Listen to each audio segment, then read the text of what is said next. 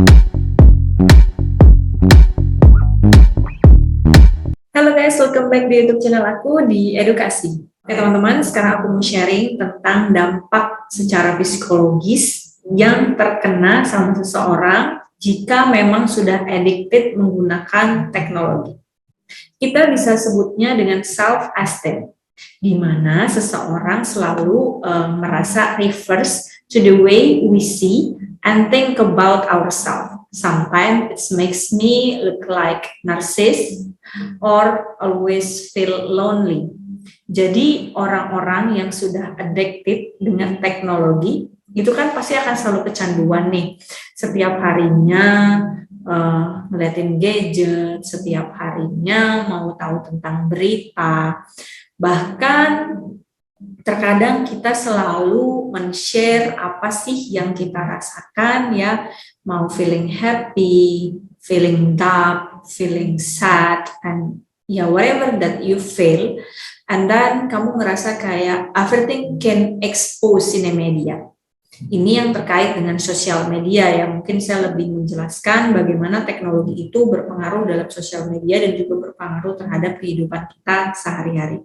Dan sebenarnya ada perilaku yang cukup merumitkan ketika seseorang ini terkena dampak tertinggi dari self-esteem, di mana sebenarnya dia lebih senang kadang untuk ketemu dengan orang baru, tapi saat ketemu sama orang baru tersebut dia juga mengalami ketakutan atau merasa tidak percaya diri untuk berada di lingkungan yang baru tersebut.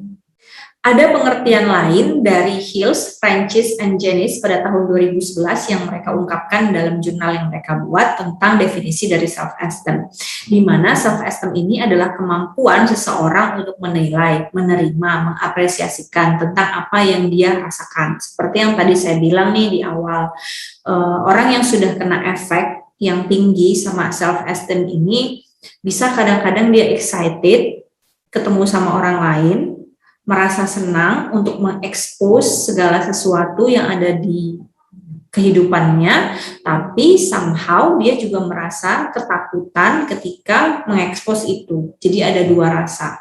Dan terkadang mereka bisa menilai, judge-nya, bisa menyalahkan diri sendiri atau bisa saja terlalu berlebihan untuk menyalahkan orang lain. Nah, berikutnya di sebelah saya ini sudah ada lingkaran-lingkaran atau diagram keuntungan dari self-esteem tersebut.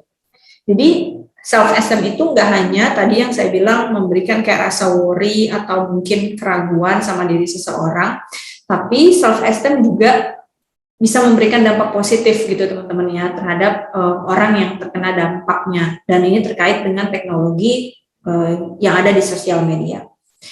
Ada yang pertama kita lihat dari leaders to the others. Bagaimana dia menjadi leader, pemimpin bagi orang lain. Karena memang dia merasa dia sudah bisa cepat tanggap untuk mengendalikan teknologi tersebut. Lalu accept failure.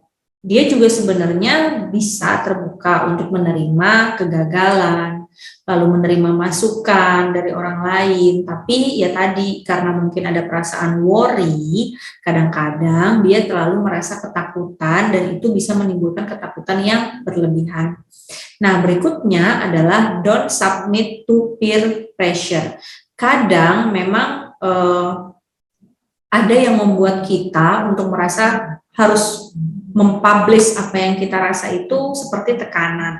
Tapi ada juga yang merasa ketika dia mempublish hal tersebut itu adalah satu hal yang memang harus diapresiasi dan mungkin dia membutuhkan apresiasi dari orang lain. Nah, berikutnya lagi ada is not a threat to the other. Sebenarnya ini tuh bukan ancaman ya buat orang lain, karena dari sifat self-esteem ini kan contohnya aja kalau kayak kita mengekspresikan apa yang kita suka.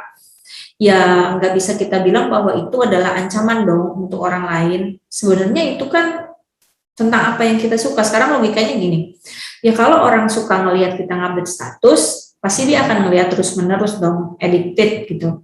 Atau ya hobi deh gitu bacain status orang. Tapi kalau merasa itu sangat terganggu untuk orang lain, maka ya udah gitu ditinggalin aja. Terus yang berikutnya ada belief in self. Saya rasa kalau misalkan untuk yang bagian ini terkadang seseorang itu mempunyai kepercayaan diri ya. Nah, kepercayaan diri kan memang diaplikasikan di kehidupan dia sehari-hari. Nah, saat dia mempunyai kepercayaan diri yang berlebih pada belief in self ini, terkadang kayak orang narsis. Nah, itu yang menyebabkan mungkin karena tadi percepatan dari adaptasi di teknologi. Berikutnya adalah willing to try new things. Dengan adanya self-esteem, seseorang, tadi kan ada ya di kalimat atas, yaitu leader to the others. Nah, kemudian sifat itu membuat dirinya mau untuk ya bisa kita bilang kayak narsis juga bisa, atau mungkin karena dia leader, dia merasa pede untuk mencoba beberapa hal-hal yang baru gitu. Jadi memang dia suka tentang kehidupan yang, atau ya ritme kerja yang baru, nuansa kerja yang baru gitu teman-teman. Jadi bukan satu hal yang menjadi ketakutan gitu untuk dirinya, tapi memang efek sampingnya tadi kayak ngerasa believe in self, dan itu jatuhnya seperti narsis.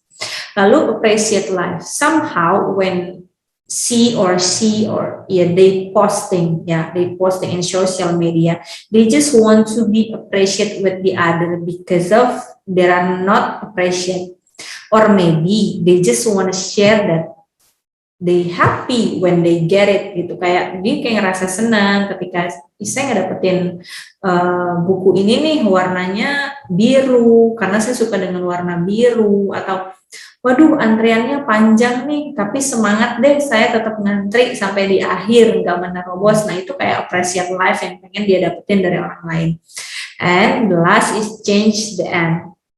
Dengan membangun self-esteem, kalau misalnya teman-teman melihat lingkaran-lingkarannya itu ya, teman-teman bisa lihat sebenarnya kalau kita ambil dari dampak positifnya itu sangat bagus sekali untuk diri kita gitu. Karena tadi kan gimana caranya kita untuk mampu mengkoordinir orang lain, bagaimana cara kita untuk memberikan apresiasi juga dengan orang lain, dan kita membangun kepercayaan diri yang ada di diri kita. Tapi memang jangan sampai ke narsis juga gitu. Jadi tinggal gimana caranya teman-teman sosial media gitu ya mengelola perasaan tersebut. Kadang kan kita diskusi ya gini, menurut teman-teman deh, ketika ada seseorang yang melakukan suatu kegiatan yang mungkin bagi kita adalah kegiatan yang rasanya kurang elok, kurang pantas untuk di-share gitu di sosial media. Lalu terkadang kan jempol ini nggak sabar gitu ya buat ngetik langsung dengan kecanggihan teknologi, dengan kecepatan teknologi, terus kita langsung ngetik, kita tulis komen gitu kan, and we don't know, maybe our statement can make them sad gitu kan. Jadi kayak ngerasa aduh sedih banget nih gitu, kenapa kok orang-orang menilai dari sisi buruknya nih. Saya ingat banget waktu ada berita, ingat nggak, jadi siapa yang duta PON gitu ya.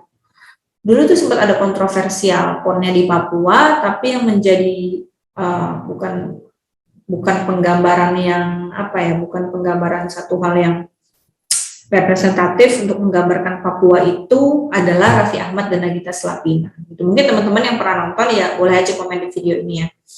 Atau ada juga kontroversial yang lainnya. Jadi saya ingat sekali di situ banyak orang-orang memang yang berdarah Papua, orang-orang yang memang sepertinya jauh lebih mengenal Papua, yang lebih tahu bagaimana keadaan di Papua. Mereka seakan-akan bilang, apa nggak salah pilih nih gitu, apa udah nggak ada lagi orang Papua yang merepresentasikan PON tersebut. So poinnya kalau menurut saya gini, saya mengambil gambaran yang positif ya. Mungkin pada saat itu sedang mencari sponsorship, mungkin saat itu melihat bahwa pasangan artis tersebut Nagita Slavina dan Raffi Ahmad adalah artis muda yang memang sangat terkenal, banyak sekali pengikutnya di Instagram, di YouTube, ya intinya di semua sosial media, dan terlihat ini sepertinya bisa nih jadi ikonik yang memang bisa menguntungkan keberlangsungan gitu acara tersebut.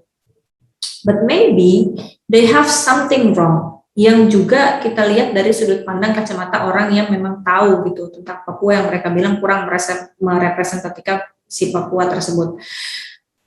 Bisa jadi mungkin itu adalah ikonik untuk sellingnya, penjualannya. But they must adding again one person, I think memang satu orang harus ditambahin lagi nih gitu untuk menggambarkan representatif dari Papua tersebut. Apakah penyanyi, apakah pemain film, atau mungkin Miss Indonesia dari daerah situ, sebenarnya juga ada caranya gitu. Nah, tapi kan ketika salah satu keputusan itu diambil, mungkin dampak-dampak negatif ini kan nggak terlihat gitu loh teman-teman, dan alhasil kita keasikan menjudge, kita seakan-akan leader of dari grupnya tersebut, kita seakan-akan believe in ourselves that we are right, that our statement is right. Jadi kayak ngerasa, oh punya gue nih yang paling benar, oh punya gue nih yang ngerasa kayaknya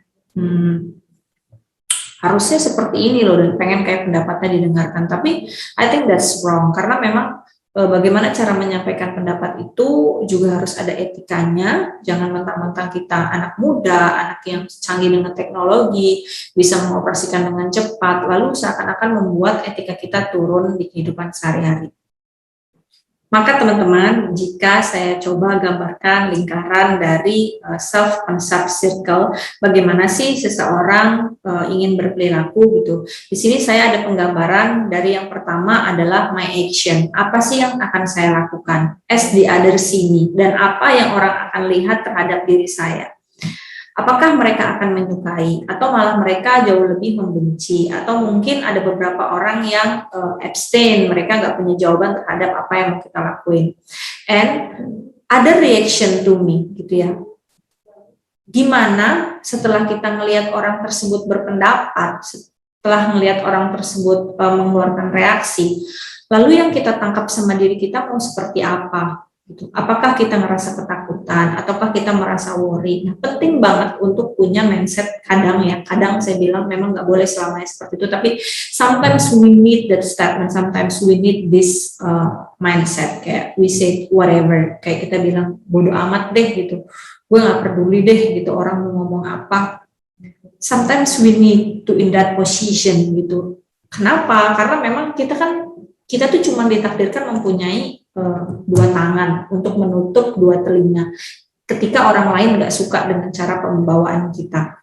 But kita juga punya satu mulut yang juga wajib berkata secara baik. Jangan laju berkata semau-maunya dengan merasa bahwa oh mulut ini mulut saya, bebas dong saya mau berkata apa. Nah, hal yang seperti itu juga nggak baik. So point is, and then the last adalah as I see myself. Jadi kamu akan melihat seperti diri kamu ketika dikomentarin orang itu, you can tough or not. Kamu mampu tangguh atau enggak ketika orang lain berkomentar negatif misalnya tentang kamu. So you can say whatever, or maybe you can take care of what they say. Jadi sebenarnya ada dua pilihan, mau bilang bodoh amat atau mau bilang oke, saya peduli. But the point is how can we make it 50-50% ya of two statement.